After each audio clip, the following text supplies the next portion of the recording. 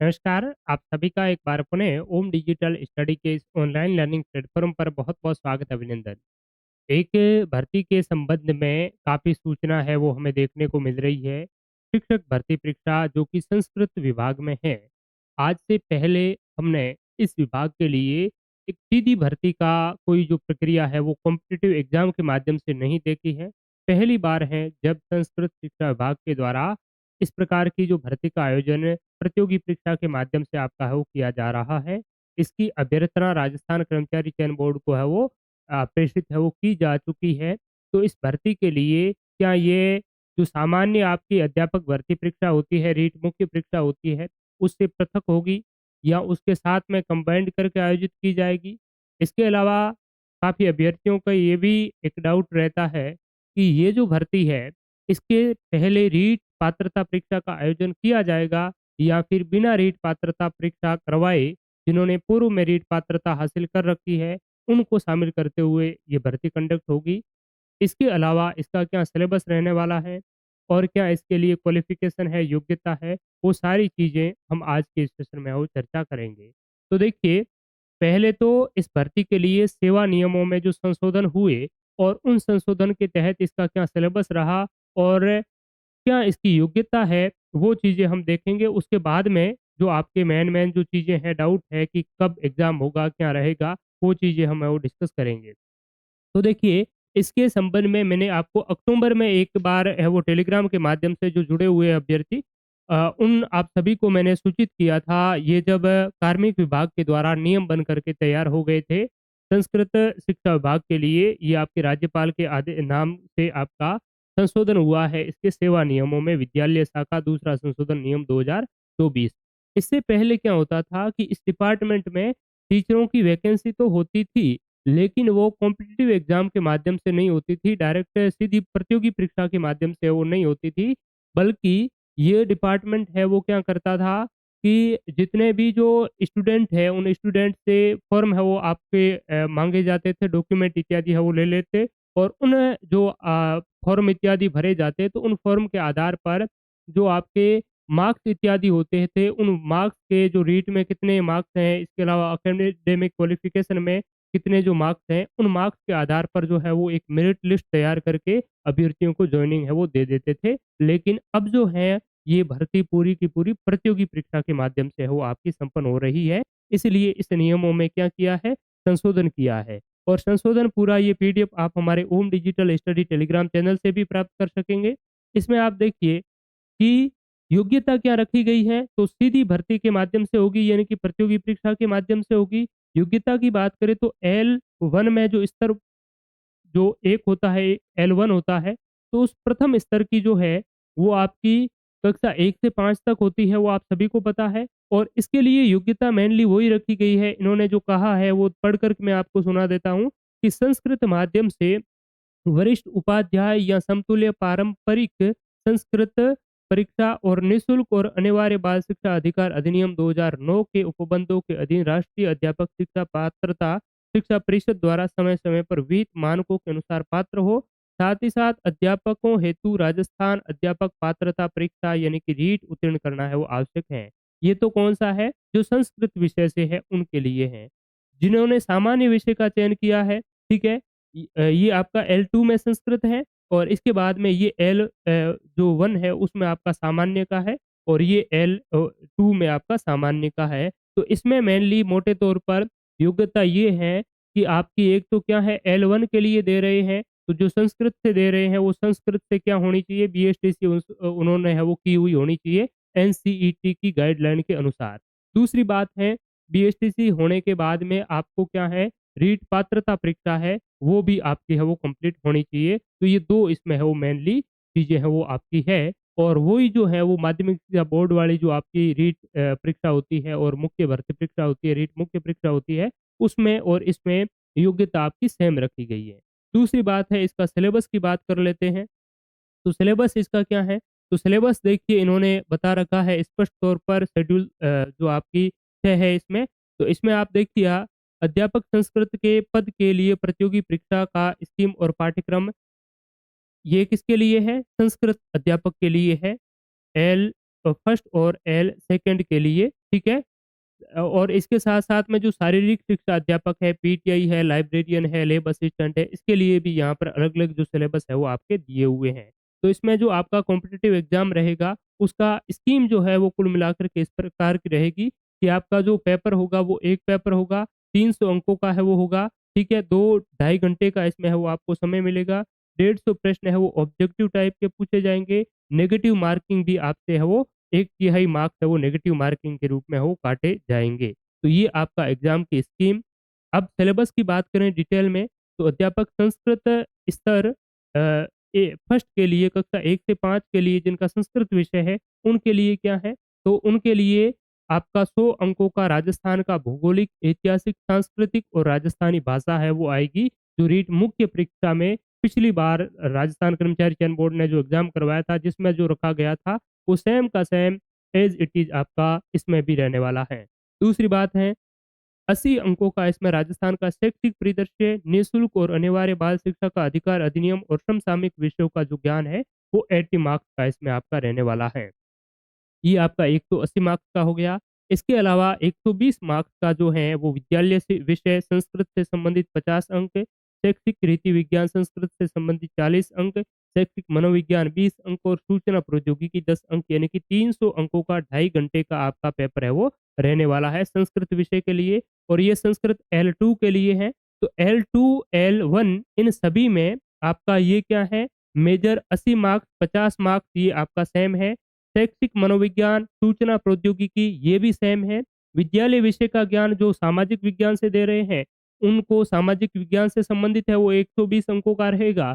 जो हिंदी से दे रहे हैं वो उनके लिए हिंदी का रहेगा, जो संस्कृत से दे रहे हैं उनके लिए संस्कृत का रहेगा।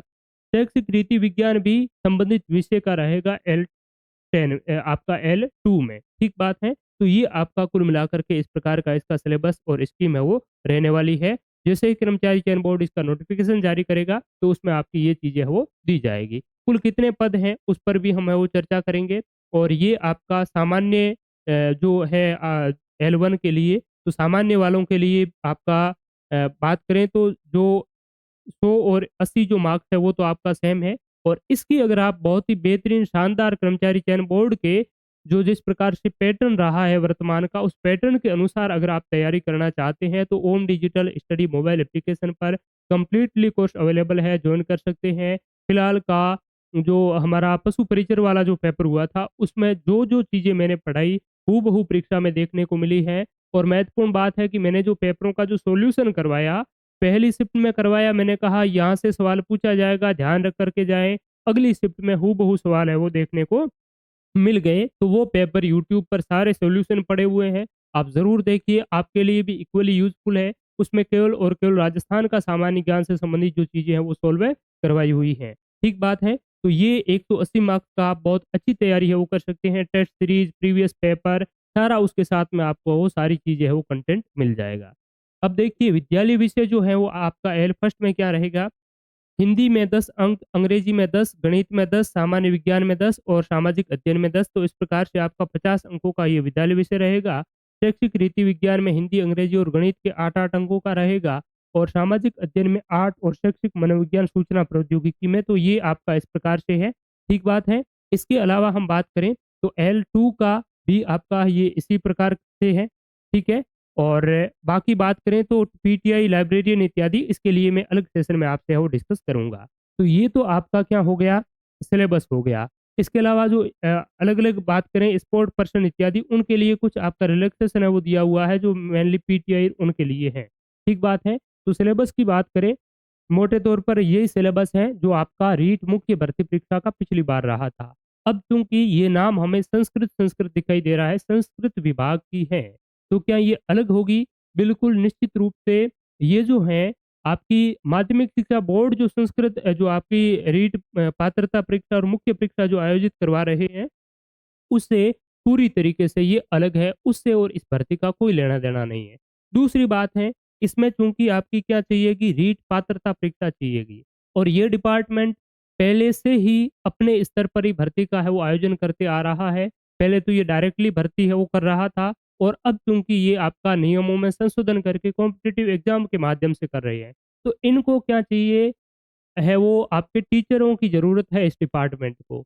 और इस डिपार्टमेंट को ये कोई मतलब नहीं है कि अभ्यर्थी जो है वो नए जो हैं, अभी जो बीएसटीसी या बीएड इत्यादि उन्होंने है वो की है और उसके बाद में जो पात्रता परीक्षा में एलिजिबल नहीं हुए हैं, तो उसके लिए पहले पात्रता का आयोजन करके उसके बाद में करें, तो ये कतई इस डिपार्टमेंट के लिए इस प्रकार की बाध्यता नहीं है।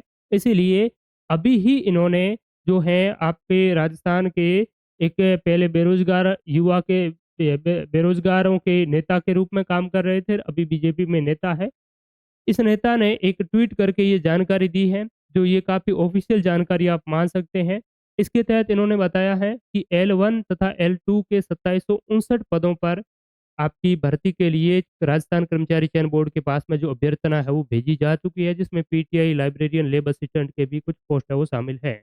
अब यहाँ पर आप विषयवार अगर बात करें तो L1 संस्कृत के लिए 187 है, L1 सामान्य के लिए 422 है, संस्कृत के लिए 319, हिंदी के लिए 156। ये आपकी पोस्ट की अलग-अलग जो विषयवार है वो आपकी कैटेगरी है, कौन से विषय में कितने पद टीएसपी के, कितने नॉन टीएसपी के हैं। तो कुल मिलाकर के आपके 2700 और 59 जो टोटल पोस्ट हैं। तो इसकी अगर हम बात करें तो कर्मचारी चयन बोर्ड के पास में अभ्यर्थना भेजने का क्या मतलब हुआ? तो अब कर्मचारी चयन बोर्ड के पास में अर्थना भेज दी गई है, सिलेबस इसका ऑलरेडी पहले ही डिक्लेयर हो चुका है, तो अभ्यर्थना के साथ में सिलेबस भी कर्मचारी चयन बोर्ड को भेज ही दिया होगा। और अब कर्मचारी चयन बोर्ड है, वो इस पर सीटों का वर्गीकरण इत्यादि तो वैसे होकर के ही आता है, तो कर्मचारी चयन बोर्ड थोड़ा बहुत और चीज़ें हैं वो देखेगा। ठीक है? और उसके बाद में आपका विज्ञापन है वो जारी कर देगा और विज्ञापन जारी करने के साथ में आपकी डेट भी है वो घोषित कर देंगे। ठीक है? और उसके बाद में आपका कॉम्पिटिटिव एग्ज़ाम होगा। तो इस भर्ती जो आपकी रीट मुख्य भर्ती परीक्षा और जो होने वाली है माध्यमिक शिक्षा बोर्ड की, तो उससे पहले आपकी पात्रता परीक्षा होगी और उसके बाद में वो वाली रीट मुख्य भर्ती परीक्षा है वो राजस्थान कर्मचारी चयन बोर्ड करवाएगा। लेकिन रीट पात्रता परीक्षा है वो राजस्थान माध्यमिक शिक्षा बोर्ड के द्वारा है वो कंडक्ट की जाएगी। वो दोनों मैटर अलग है, अलग प्रोसीजर है। और इसमें ये आपकी पहले वाले जो रीट में पात्र है वो बच्चे हो चुके हैं, तो वो इसमें है वो बैठ सकते हैं और नए वालों को मौका दे या ना दे, कुछ भी कह नहीं सकते हैं। नए वालों को ज़्यादा पॉसिबिलिटी तो यही है कि ये डायरेक्टली ही करवाएँगे, पहले जो रीट हो चुकी है, जो एलिजिबल है रीट जिसकी क्लियर है, वो इसमें बैठ पाएँगे और बाकी वाले हैं, उनकी आप इंतज़ार है वो कर सकते हैं।